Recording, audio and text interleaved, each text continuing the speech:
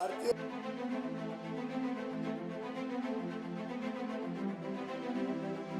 जनता party और प्रधानमंत्री नरेंद्र मोदी जी कभी पक्षपात नहीं करते हैं। हमारी सरकारें कानून को अपना काम करने देती हैं और the law will have its way. जो भी कानून के हिसाब से कार्रवाई है वो इंडिपेंडेंट होती है, उसमें सरकार कभी दखलंदाज नहीं।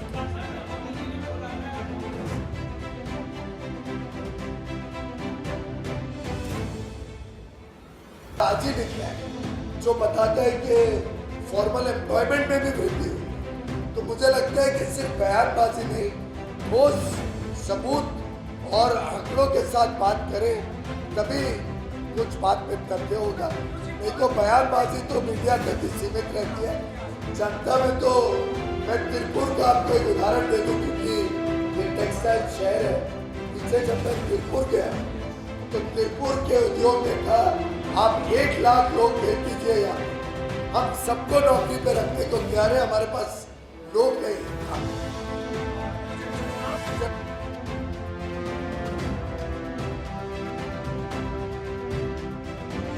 गुजरात की जनता बहुत समझदार है। गुजरात की जनता को माननीय प्रधानमंत्री जी का इशारा अच्छे तरीके से समझ में आ गया और गुजरात की जनता कभी चूक नहीं करती है। अधिकांश यहाँ पे लोग बहुत तोल मोल करके अपना निर्णय लेते हैं। कल 27 वर्षों से उन्होंने भाजपा को आशीर्वाद दिया। प्रधानमंत्री मोदी जी का काम पहले मुख्यमंत्री और फिर प्रधानमंत्री के रूप में 21 वर्ष तक अनुभव किया है और फिर एक बार प्रधानमंत्री मोदी जी को गुजरात की जनता का प्यार, स्नेह और आशीर्वाद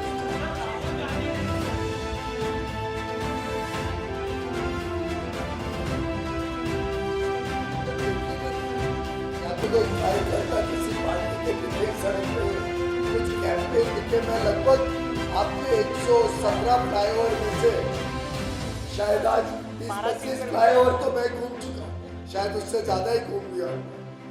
लेकिन मैंने तो अभी आज किधर भी कोई कंपटीशन देखी नहीं। मुझे लगता है वो सिर्फ मीडिया में बयानबाजी तक ही कंपटीशन दिखती है और दूसरी तरफ कंपटीशन अलग अलग राज्यों में घूम रही है। गुजरात में तो आने का अभी तक कोई आसार दिख नहीं।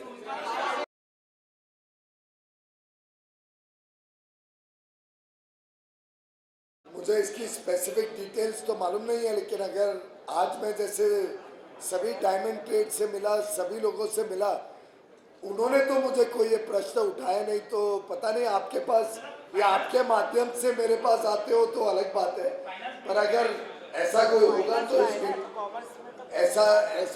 इस बैठक के बाद, ऐसा DPC के बैठक के बाद मैं फिर फोन करके उनको पूछूंगा भाई कुछ रह गया तो वापस बता। मेरे पास आया नहीं है, आ जाए तो उसका भी सोल्यूशन निकाल। आज पता नहीं इंडस्ट्री के लोगों ने तो उठाया नहीं, पर मैं फिर एक बार पूछ लूंगा सभी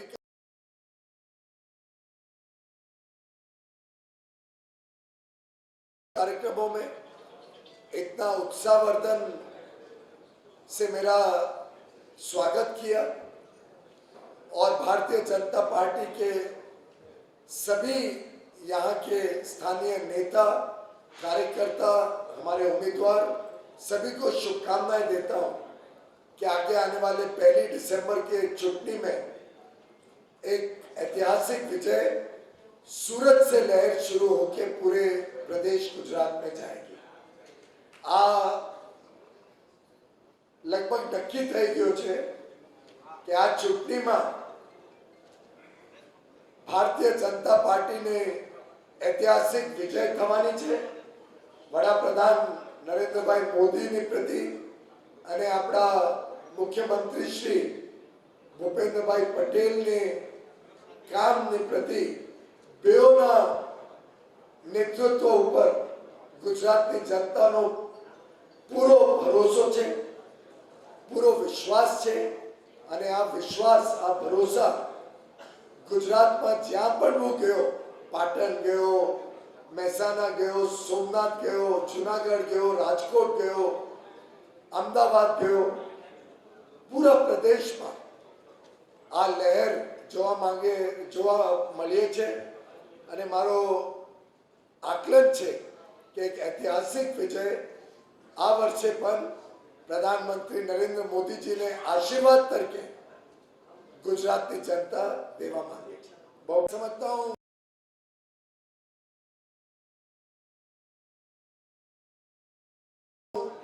अगर कुछ लोगों को समझ अच्छी आ जाए आर्थिक और इकोनॉमिक इश्यूज पे तो शायद देश का भला होगा। देश में जो दो चार सरकारें, दो चार भी अभी रही हैं कि नहीं मुझे मालूम नहीं, पर जो दो सरकारें रह गई हैं उसमें वो जनता की सेवा कर पाएंगे। आप बताइए कि आज़ादी के बाद 2014 तक ऐसा क्यों था कि हमारी माता बहनों को शौच के लिए खेत में जाना पड़ता था? आधे से ज्यादा घर ऐसे थे जहां शौचालय नहीं था। क्यों करोड़ों बच्चों के घर में बिजली नहीं थी? ऐसा क्यों हुआ कि स्वास्थ्य सेवाओं के लिए देश तरस गया था? आजादी के लगभग 55 वर्ष तक तो उन्हीं के परिवार ने राज शासन किया। तो मैं समझता हूं कि बयानबाजी और नारे के अलावा कांग्रेस ने इस देश को कुछ दिया नहीं। प्रधानमंत्री नरेंद्र मोदी जी ने जितना 8 साढ़े 8 वर्षों में केंद्र में सरकार चलाते हुए जो संवेदनशील उनके व्यक्तित्व का परिचय दिया है, फिर चाहे वो प्रधानमंत्री गरीब कल्याण अन्न योजना हो, 80 करोड़ लोगों को 28 महीने तक 4 लाख करोड़ से अधिक पैसा खर्च के अपना जो खाद्य है वो डबल देना, मैं समझता हूँ ऐसा तो हमने कभी सपने में भी नहीं देखा, कभी पहले नहीं देखा। 50 करोड़ लोगों को मुफ्त में आयुष्मान भारत के तहत इलाज करना, देश के हर घर को इलेक्ट्रिक कनेक्शन देना, कुकिंग गैस कनेक्शन देना, डिजिटल इंडिया को घर घर तक देश भर में पहुंचाना, हर पंचायत तक ब्रॉडबैंड की कनेक्टिविटी लेके जाना।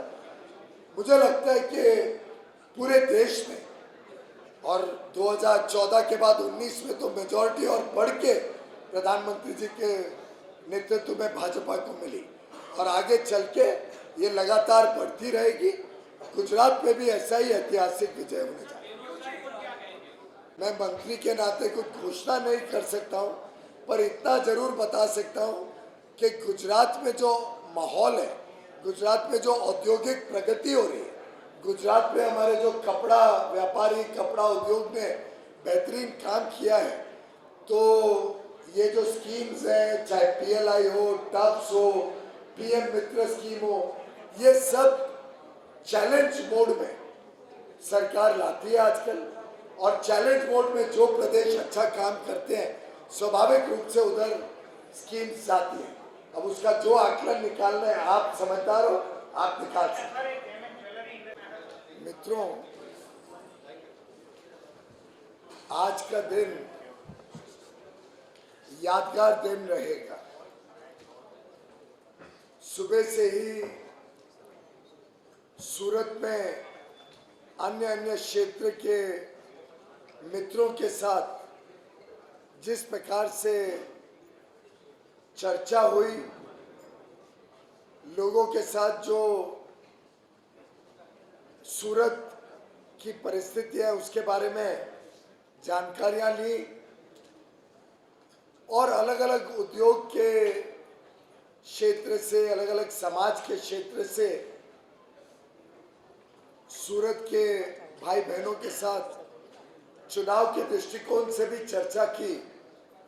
उस सब को देखने के बाद जो मेरा व्यक्तिगत आकलन था कि गुजरात में इतिहास रचने जा रहा है और पिछले सभी रिकॉर्ड तोड़ के इस बार प्रधानमंत्री श्री नरेंद्र मोदी जी और मुख्यमंत्री श्री भूपेंद्र भाई पटेल जी को, उनके नेतृत्व को, उनके विकास के कामों को और भारतीय जनता पार्टी के एक एक कर्मठ कार्यकर्ता की मेहनत को जनता पूर्ण आशीर्वाद देने जा रही है।